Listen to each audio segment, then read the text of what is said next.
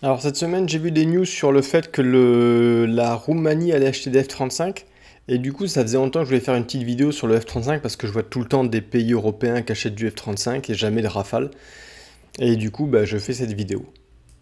Donc on va parler du F-35 en Europe, hein, ce que j'ai mis un bel exemple de Vega C, hein, comme ma vidéo d'avant sur les fusées européennes. Donc d'abord quelques exemples de pays européens qui achètent des F-35. Donc soit des pays européens, soit des pays européens mais pas membres de l'UE. Après un petit mot sur le Rafale qui se vend quand même mais pas en Europe.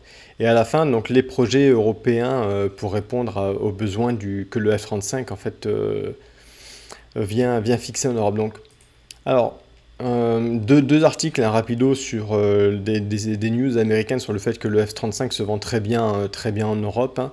Mais après, je vais creuser un peu sur quelques exemples. Bon, je vais pas tous les faire, hein, il y en a beaucoup trop, mais voilà. Donc la Roumanie, la Pologne, l'Italie, la Grèce, la Belgique, l'Allemagne. Alors l'Allemagne, j'aime bien parce qu'en plus l'Allemagne, c'est vraiment le bon allié des États-Unis. Eux, ils ont même décidé de les faire construire aux États-Unis. Donc on n'aura même pas d'usine en Allemagne, même pas de boulot, juste des dépenses. Donc ils seront construits bah, à Fort Worth au Texas, hein, pas très loin de là où je suis, plutôt que de les faire construire en Europe. Donc ça, l'Allemagne, c'est vraiment l'exemple parfait de comment suivre les États-Unis et comment faire plaisir aux maîtres. Alors, les Pays-Bas, le Danemark, la République tchèque, la Suisse. Alors là, on passe des pays européens mais non UE. Donc, bah, tiens, la Suisse, donc eux, ils seront produits domestically, hein. Donc, au moins, il y aura quelques boulots. Et puis, on peut comprendre que la Suisse n'a pas forcément de compétences pour faire des avions de combat.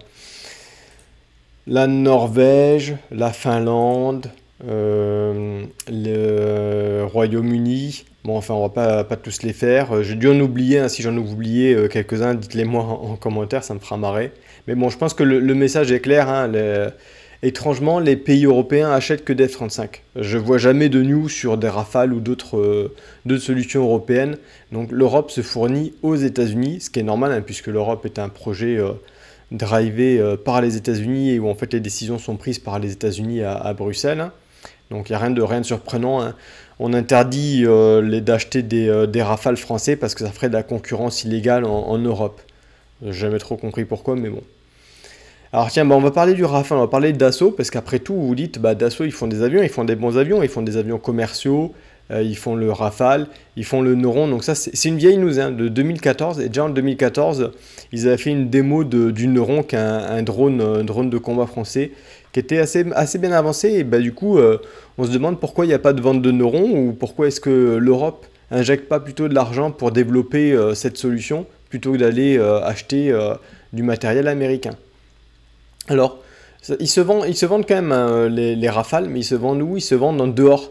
Ils se vendent en dehors de l'Europe, aux pays qui sont pas trop amis avec les États-Unis. Donc, l'Éthiopie, le Maroc. Alors, le Maroc, ça a été toute une histoire, hein. Vous voyez, ça a commencé en 2006. Ils en ont parlé pendant des années. Et 20 ans après, la conclusion, après des pressions et des discussions sans fin entre plein de pays, c'est que l'Europe va récupérer les avions d'occasion de l'UAE, hein, donc United Arab Emirates, qui eux vont acheter des F-35 si Trump est réélu. Et sinon, ils achèteront chinois et russes, ils ont déjà prévenu. Et typiquement, ça c'est un exemple où la France aurait pu se positionner parce qu'en fait, l'UAE a une très mauvaise relation avec l'administration Biden, qui les rabaisse tout le temps et leur parle très mal, alors que ça se passait plutôt bien avec Trump. Et du coup, ils ont dit, bah, si c'est Trump, on achètera américain, sinon on ira acheter en dehors des pays à la servitude des États-Unis. Donc je crois qu'ils avaient préféré la Chine, le J20 de mémoire, ou russe, je ne sais plus trop. Mais bon, typiquement la France, s'il était un pays neutre, aurait pu se positionner et faire du business avec eux. L'Inde aussi, hein, l'Inde qui est toujours très malin comme pays, qui est dans les BRICS, mais aussi qui fait du business avec l'Ouest. Bah, l'Inde qui revend le pétrole russe avec une bonne petite marge à l'Europe, hein, l'Inde toujours très malin, va récupérer des rafales d'occasion il me semble que c'est de l'armée française. Mais alors l'histoire de l'Inde est intéressante parce que les USA sont pas trop contents, donc on voit souvent des discussions sur le fait qu'ils auraient dû acheter de leurs bons amis américains, évidemment, hein. D'un point de vue américain, tout le monde devrait acheter du matos américain. Mais alors, plus surprenant, l'Allemagne non plus est pas content. euh, qui dit du coup, alors qui ont levé des warnings, alors je sais plus trop exactement pourquoi, mais l'Allemagne n'est pas contente. Donc encore une fois, l'Allemagne qui va montrer immédiatement qu'elle soutient les États-Unis, donc ça doit être ça, hein, l'Europe où l'Allemagne soutient les États-Unis avant de soutenir les pays européens. Donc cette histoire des Rafales indiens, ça m'a toujours fait sourire. Donc voilà, le Rafale, on a vu qu'il se vendait quand même un petit peu, mais bah, pas en Europe et pas avec les pays liés aux États-Unis. Typiquement, c'est là où la France aurait pu tirer son épingle du jeu. Alors, on va parler des projets européens, hein, parce que j'aime bien parler des projets européens. Donc, pour moi, ça me rappelle beaucoup le projet Vega C, hein, la fusée européenne qui a explosé au décollage parce qu'il fallait que chacune des pièces soit faite dans un pays européen différent. Donc il y a eu un des projets européens, ça fait des années que, comme je suis un peu le complexe militaro-industriel, puisque j'investis dessus, je suis un peu ce qui se passe, hein.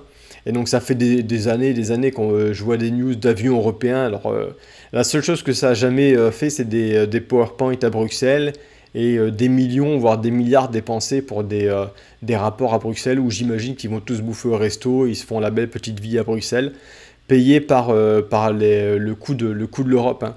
Alors il y avait dans cet article un échec Eurofighter qui est un autre projet européen, encore un échec.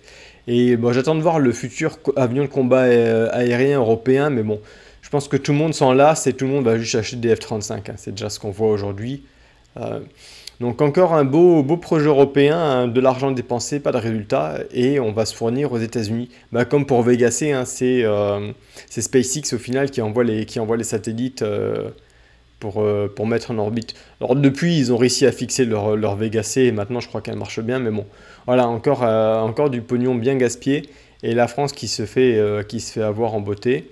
Alors le Rafale, hein, s'exporte quand même, on a vu dans des pays anti-américains, mais il s'exporte aussi, et même aux États-Unis, on peut acheter, hein, du Rafale, mais malheureusement que en Lego, pour mettre dans la collection des Lego des enfants, parce que malheureusement, c'est qu'à ça qui s'exporte, hein, dans les pays européens amis de la France, hein. Et pour finir, alors ça c'est la slide de ma petite vidéo que j'ai fait hier sur l'énergie. Et c'est marrant parce que pour moi c'est un peu pareil en fait, hein. Hier je disais il n'y a pas de pays riche sans énergie. L'armée c'est pareil, il n'y a pas de pays libre sans armée. Et c'est pour ça que vous voyez que l'Inde et la Chine, alors il me semble de mémoire que la Chine a été le pays qui avait augmenté son arsenal nucléaire le plus rapidement là en 2024.